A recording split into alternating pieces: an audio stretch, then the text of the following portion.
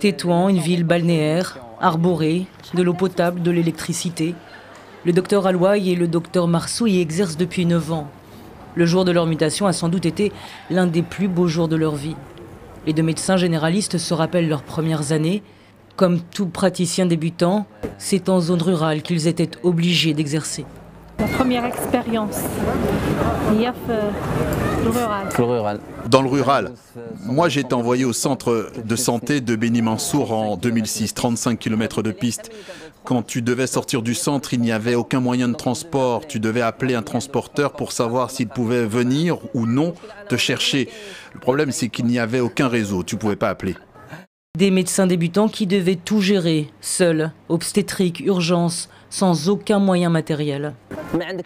Tu n'as pas de radio, tu n'as pas d'échographie, tu n'as pas comment bien travailler, comment faire les bons diagnostics.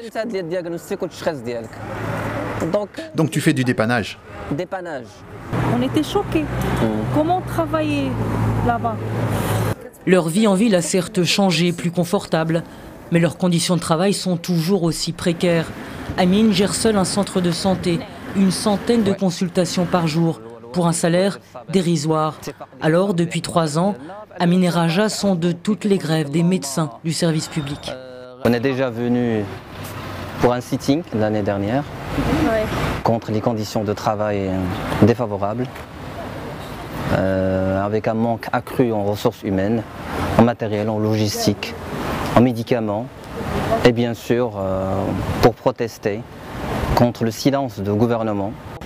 On ne revendique que des choses raisonnables et normales. Et on n'a vu aucun progrès pourtant. 3 ans de grève, de manifestations, des négociations entamées avec le gouvernement qui n'ont rien donné.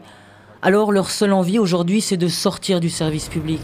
Près de 1000 médecins ont déjà démissionné collectivement. 300 ont gagné devant un tribunal. Mais le ministère de la Santé refuse d'appliquer le jugement.